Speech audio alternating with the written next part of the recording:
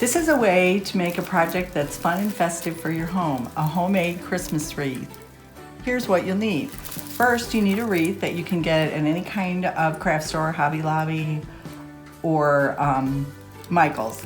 You can use a grapevine wreath, a metal wreath, any kind of wreath that you like to use. Secondly, you'll need greenery for the wreath. Today, we're going to use artificial greenery with lights on it that was purchased at an Ace hardware store, but you can feel free to use fresh greenery, garland, anything that you like to make a certain kind of wreath.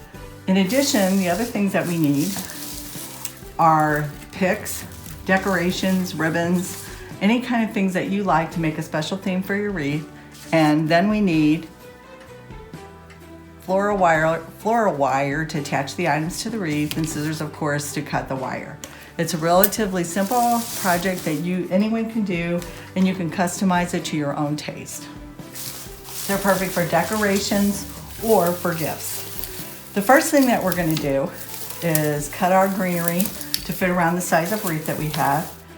You just put it on top of the wreath, arrange it. You can just start a little bit at the beginning because you can finish it up at the end, and put it on the wreath. To attach it to the wreath, what you do is you cut pieces of simple floral wire, and it's just a very simple process. You can put it on the front or back.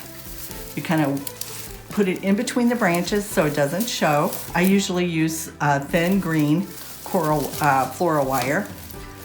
You put it around the piece of greenery, and then you tie it in the back to keep it secure. Takes just a few minutes. Okay, now you have your first part done. You can see you have a wreath. It can be round. Sometimes these grapevine wreaths come out oval, and you can move it or switch it to whichever way you want it to look, but this one's pretty round. So then the next thing is you try to, if you're using artificial greenery, you spread it out to fill in the spaces. If you're using real greenery, you start putting picks of pieces around and fill it in.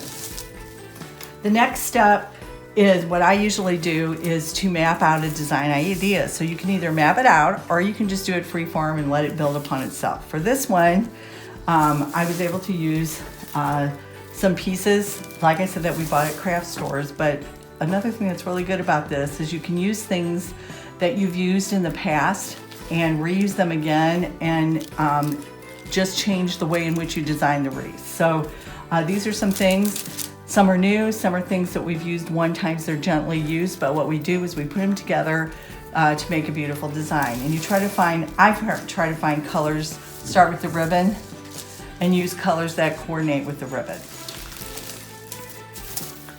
So this is going to be a very traditional, even though it's fun and sparkly, it's a traditional type design wreath. So what I start with on this particular wreath is I'm going to start with the blue picks.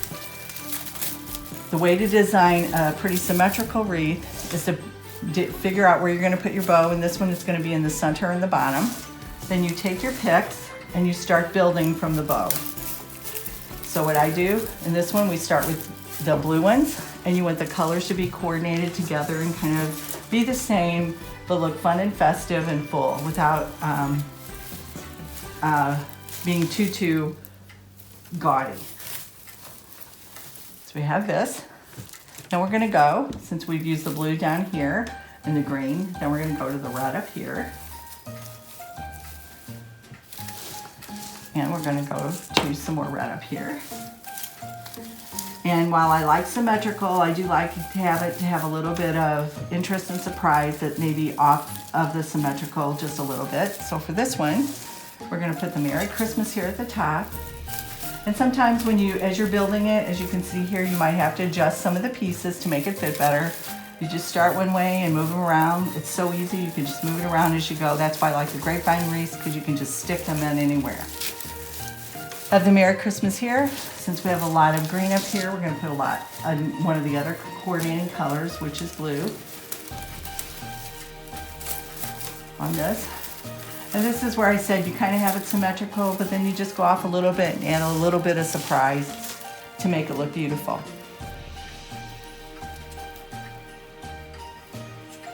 This is a little sparkly green pine cone. Put up here on your Merry Christmas just to make it look very festive.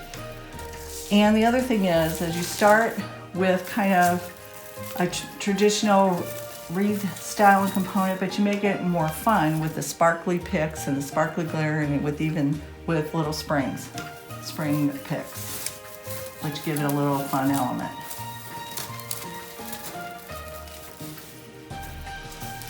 And like I said, just the way I do it is to build around where the bow's going to be.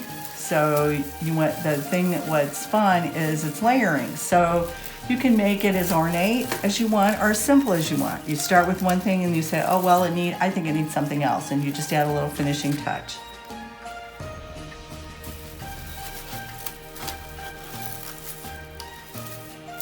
Okay, the last piece is just to take your ribbon and make a bow, and bows are always, I think, an area of contention for some people.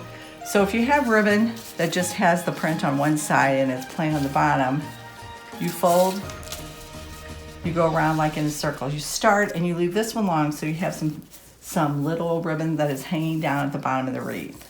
So you start like this and you just keep folding back and forth. You can make them the same in size, or I usually prefer to make them different sizes so that when you pull the wreath out or pull the bow out, you have different sizes of loops on the bow, and it makes it more visually interesting.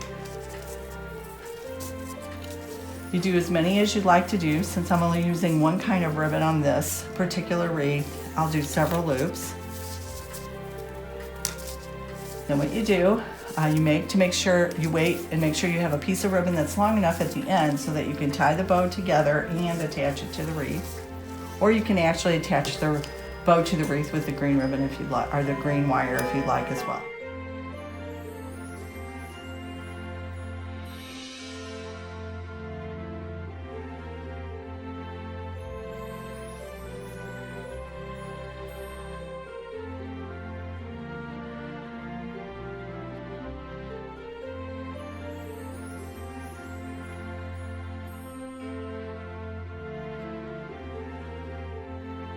Once you have all the loops completed, then you take the last piece and you tie it around. This is really simple to do. A simple bow, you don't need a machine. You just go back and forth. And like I said, all bow sizes and colors and styles are personal preference. So you can use one kind of ribbon, you can use 3 kinds of ribbon. You can make 1 loop, you can make 10 loops. After you have the tie in place, you pull the ribbons apart, and then you have a great full bow. It's all different kinds of sizes of loops, so it's visually interesting. And then, after you're done with that part, the last part is to attach it to the wreath. So if you have really long ribbons at the bottom, and ours aren't really, they're long enough, but not real long, so what we're gonna do in this case is take a piece of the wire and attach it so that the ribbons hang down below the wreath.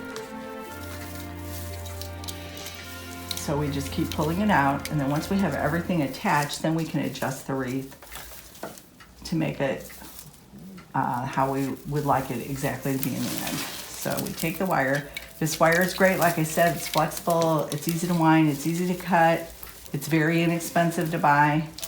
And when it's on, especially if you have a greenery or a dark brown wreath, which is mostly what you'll work with, you can't see it. You can stick it back in the back of the wreath.